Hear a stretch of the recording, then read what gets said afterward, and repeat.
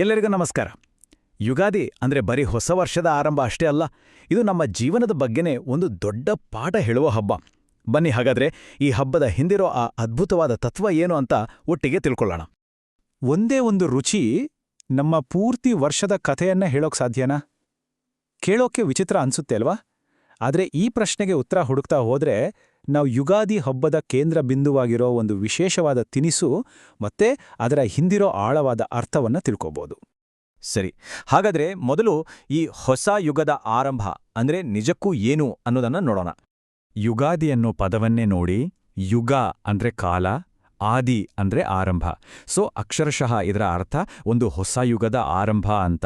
ಅಂದ್ರೆ ಇದು ಸುಮ್ಮನೆ ಕ್ಯಾಲೆಂಡರಲ್ಲಿ ಒಂದು ದಿನ ಬದಲಾಗೋದಲ್ಲ, ಬದಲಿಗೆ ಒಂದು ಹೊಸ ಕಾಲಚಕ್ರವೇ ಶುರುವಾಗುತ್ತೆ ಅನ್ನೋದರ ಸಂಕೇತ. ಇದು ನಮ್ಮ ಹಿಂದೂ ಚಾಂದ್ರಮಾನ ಕ್ಯಾಲೆಂಡರ್ ಪ್ರಕಾರ ಹೊಸ ವರ್ಷ. ವಿಶೇಷ ಅಂದ್ರೆ ಇದು ಶುರುವಾಗೋದು ವಸಂತ ವಿಷುವತ್ ಸಂಕ್ರಾಂತಿಯ ದಿನ. ಅಂದ್ರೆ ಈ ಹಬ್ಬಕ್ಕೆ ಒಂದು ಖಗೋಳೀಯ ಮಹತ್ವ ಕೂಡ ಇದೆ. ಪ್ರಕೃತಿಯೇ ಹೊಸ ಚಿಗುರು ತೊಟ್ಟು ವಸಂತ ಋತು ಶುರುವಾಗೋ ಹೊತ್ತಲ್ಲಿ ಈ ಹಬ್ಬ ಬರೋದು. ಸೊ ಇದು ಕೇವಲ ಒಂದು ಸಾಂಸ್ಕೃತಿಕ ಆಚರಣೆ ಮಾತ್ರ ಅಲ್ಲ, ಪ್ರಕೃತಿಯ ಜೊತೆಗಿನ ನಮ್ಮ ಸಂಬಂಧವನ್ನು ನೆನಪಿಸುವ ದಿನ ಕೂಡ.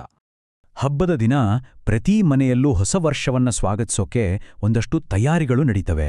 ಮುಂಜಾನೆ ಎದ್ದು ಎಣ್ಣೆ ಸ್ನಾನ ಮಾಡೋದು, ಹೊಸ ಬಟ್ಟೆಗಳನ್ನು ಹಾಕೊಳ್ಳೋದು, ಮನೆಗೆ ಮಾವಿನ ತೋರಣ ಕಟ್ಟೋದು, ಆಮೇಲೆ ದೇವರ ಪೂಜೆ ಮಾಡಿ ಪಂಚಾಂಗ ಶ್ರವಣ ಅಂದ್ರೆ ಆ ವರ್ಷದ ಪಂಚಾಂಗವನ್ನ ಕೇಳೋದು. ಈ ಪ್ರತಿಯೊಂದು ಆಚರಣೆಯಲ್ಲೂ ಒಂದು ಶುದ್ಧತೆ, ಒಂದು ಹೊಸತನದ ಭಾವನೆ ಇರುತ್ತೆ.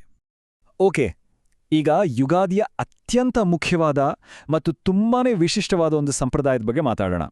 ಇದು ಜೀವನದ ಸಾರವನ್ನೇ ಹಿಡಿದಿಟ್ಟಿರೋ ಒಂದು ವಿಶೇಷವಾದ ತಿನಿಸು. ಅದೇ ಬೇವು ಬೆಲ್ಲ. ಕೆಲವೆಡೆ ಇದನ್ನ ಯುಗಾದಿ ಪಚ್ಚಡಿ ಅಂತನೂ ಕರೀತಾರೆ. ಇದು ಬರೀ ತಿನ್ನೋ ಪದಾರ್ಥ ಅಲ್ಲ, ಇದೊಂದು ರೀತಿ ಬಟ್ಟಲಲ್ಲಿ ಬಡಿಸಿದ ಜೀವನದ ಫಿಲಾಸಫಿ. ಹಬ್ಬದ ಪೂರ್ತಿ ಸಾರವೇ ಈ ಒಂದು ಸಣ್ಣ ಮಿಶ್ರಣದಲ್ಲಿ ಅಡಗಿದೆ ಅಂದ್ರೆ ತಪ್ಪಾಗಲ್ಲ. ಇಲ್ಲಿ ನೋಡಿ, ಇದರಲ್ಲಿರೋ ಪ್ರತಿಯೊಂದು ಪದಾರ್ಥಕ್ಕೂ ಒಂದು ರುಚಿ ಇದೆ. ಆ ಪ್ರತಿಯೊಂದು ರುಚಿಗೂ ಜೀವನದ ಒಂದೊಂದು ಭಾವನೆಯ ಸಂಕೇತ ಇದೆ. ಬೇವಿನ ಹೂವಿನ ಕಹಿ ಇದೆಯಲ್ಲ, ಅದು ದುಃಖ ಮತ್ತೆ ಕಷ್ಟಗಳನ್ನು ಪ್ರತಿನಿಧಿಸಿದ್ರೆ, ಸಿಹಿಯಾದ ಬೆಲ್ಲ ಸಂತೋಷ ಮತ್ತೆ ಖುಷಿಯ ಸಂಕೇತ. ಹಸಿ ಮಾವಿನಕಾಯ ಒಗರು ಜೀವನದ ಅನಿರೀಕ್ಷಿತ ತಿರುವುಗಳನ್ನು ನೆನಪಿಸುತ್ತೆ. ಹುಣಸೆಹಣ್ಣಿನ ಹುಳಿ ಸವಾಲುಗಳನ್ನ, ಹಸಿ ಮೆಣಸಿನಕಾಯಿಯ ಖಾರ ಕೋಪ ಮತ್ತು ಆವೇಶವನ್ನ, ಕೊನೆಗೆ ಉಪ್ಪು ಭಯ ಮತ್ತು ಆತಂಕವನ್ನ ಸಂಕೇತಿಸುತ್ತೆ. ಹಾಗಾದ್ರೆ ಈ 6 ರುಚಿಗಳು ಸೇರಿ ನಮ್ಗೆ ಹೇಳೋ ಪಾಠವಾದ್ರೂ ಏನು? ನೋಡಿ, ಹೊಸ ವರ್ಷದ ಮೊದಲ ದಿನವೇ ಈ ಮಿಶ್ರಣವನ್ನ ತಿನ್ನೋದ್ರ ಹಿಂದಿರೋ ಉದ್ದೇಶನೇ ಇದು. ಜೀವನ ಅಂದ್ರೆ ಬರೀ ಸಿಹಿಯಷ್ಟೇ ಅಲ್ಲ, ಅದರಲ್ಲಿ ಕಹಿ ಹುಳಿ ಖಾರ ಹೀಗೆ ಎಲ್ಲವೂ ಇರುತ್ತೆ. ಈ ಎಲ್ಲ ಅನುಭವಗಳನ್ನ, ಎಲ್ಲ ಭಾವನೆಗಳನ್ನ ನಾವು ಸಮಚಿತ್ತದಿಂದ ಸ್ವೀಕರಿಸಬೇಕು ಅನ್ನೋದೇ ಇದರ ಅರ್ಥ. ಇದೇ ಜೀವನದ ಕಲೆ ಅಂತ ಈ ಸಂಪ್ರದಾಯ ನಮಗೆ ಹೇಳ್ಕೊಡುತ್ತೆ. ಹೌದು, ಜೀವನ ಅನ್ನೋದು ಒಂದು ಮಿಶ್ರಣ. ಬರೀ ಸಿಹಿಯನ್ನೇ ಅಂದ್ರೆ ಸಂತೋಷವನ್ನೇ ಬೆನ್ನಟ್ಟೋದು ನಮ್ಮ ಗುರಿ ಆಗ್ಬಾರ್ದು. ಬದಲಿಗೆ ಸುಖ ದುಃಖ ಸೋಲು ಗೆಲುವು ಹೀಗೆ ಎಲ್ಲದರ ನಡುವೆ ಒಂದು ಬ್ಯಾಲೆನ್ಸ್, ಒಂದು ಸಮತೋಲನವನ್ನ ಕಂಡುಕೊಳ್ಳೋದೇ ನಿಜವಾದ ಗುರಿ. ಸರಿ, ಈಗ ಈ ಹಬ್ಬದ ಇನ್ನೊಂದು ಆಯಾಮವನ್ನ ನೋಡೋಣ.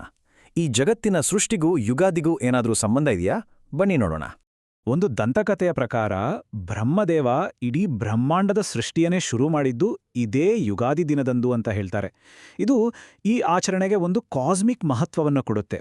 ಅಂದ್ರೆ ಇದು ಬರೀ ನಮ್ಮ ಕ್ಯಾಲೆಂಡ್ರಿನ ಹೊಸ ವರ್ಷ ಅಲ್ಲ, ಇದು ಸ್ವತಃ ಸೃಷ್ಟಿಯೇ ಆರಂಭವಾದ ದಿನ ಅನ್ನೋ ನಂಬಿಕೆ. ಈ ಸೃಷ್ಟಿಯ ಕಥೆ ಹೀಗಿದೆ. ಮೊದಲು ಮಹಾವಿಷ್ಣು ಆದಿಶೇಷನ ಮೇಲೆ ಯೋಗನಿದ್ರೆಯಲ್ಲಿರ್ತಾನೆ. ಆ ಸಮಯದಲ್ಲಿ ಅವನ ನಾಭಿಯಿಂದ ಒಂದು ಕಮಲದ ಹೂ ಅರಳುತ್ತೆ. ಆ ಕಮಲದಿಂದ ಬ್ರಹ್ಮದೇವ ಉದ್ಭವ ಆಗ್ತಾನೆ. ಆನಂತರ ಬ್ರಹ್ಮನು ಭೂಮಿ ಆಕಾಶ ಸ್ವರ್ಗ ಹೀಗೆ ಇಡೀ ಬ್ರಹ್ಮಾಂಡವನ್ನೇ ಸೃಷ್ಟಿ ಮಾಡ್ತಾನೆ. ಈ ಮಹಾನ್ ಸೃಷ್ಟಿಕಾರ್ಯ ಶುರುವಾದ ದಿನವೇ ಯುಗಾದಿ. ಈ ಸಂಖ್ಯೆಯನ್ನೊಮ್ಮೆ ನೋಡಿ, 4.32 ಬಿಲಿಯನ್. ಅಷ್ಟು ಭೂಮಿಯ ಮೇಲಿನ ವರ್ಷಗಳು ಸೇರಿದ್ರೆ ಅದು ಬ್ರಹ್ಮನಿಗೆ ಕೇವಲ ಒಂದು ದಿನ ಅಂತೆ. ಇದು ನಮ್ಮ ಹಿಂದೂ ಕಾಸ್ಮಾಲಜಿಯಲ್ಲಿ ಸಮಯ ಅನ್ನೋದು ಎಷ್ಟು ವಿಶಾಲ, ಎಷ್ಟು ದೊಡ್ಡದು ಅನ್ನೋದನ್ನು ತೋರಿಸುತ್ತೆ. ನಮ್ಮ ಒಂದು ವರ್ಷ ಅನ್ನೋದು ಆ ಬ್ರಹ್ಮಾಂಡದ ಕಾಲಚಕ್ರದಲ್ಲಿ ಎಂಥ ಒಂದು ಸಣ್ಣ ಕಣ ಅಲ್ವಾ? ಹಾಗಾಗಿ ಈ ಯುಗಾದಿ ನಮ್ಗೆಲ್ಲ ನೆನಪಿಸೋದು ಇದನ್ನೇ. ಈಗ ಶುರುವಾಗ್ತಿರೋ ಈ ಹೊಸ ವರ್ಷ ಸಂತೋಷ ದುಃಖ ಯಶಸ್ಸು ಸವಾಲು ಹೀಗೆ ಎಲ್ಲದರ ಒಂದು ಮಿಶ್ರಣ ಆಗಿರುತ್ತೆ. ಹಾಗಾದ್ರೆ ಅದರ ಎಲ್ಲಾ ರುಚಿಗಳನ್ನು ಸ್ವೀಕರಿಸಲು ನಾವೆಲ್ಲ ಸಿದ್ಧರಿದ್ದೇವೆಯಾ? ಈ ಎಲ್ಲ ಅನುಭವಗಳನ್ನು ಸಮಚಿತ್ತದಿಂದ ಎದುರಿಸೋಣ, ಜೀವನವನ್ನು ಅದರ ಸಂಪೂರ್ಣತೆಯಲ್ಲಿ ಅನುಭವಿಸೋಣ. ಎಲ್ಲರಿಗೂ ಯುಗಾದಿ ಹಬ್ಬದ ಹಾರ್ದಿಕ ಶುಭಾಶಯಗಳು.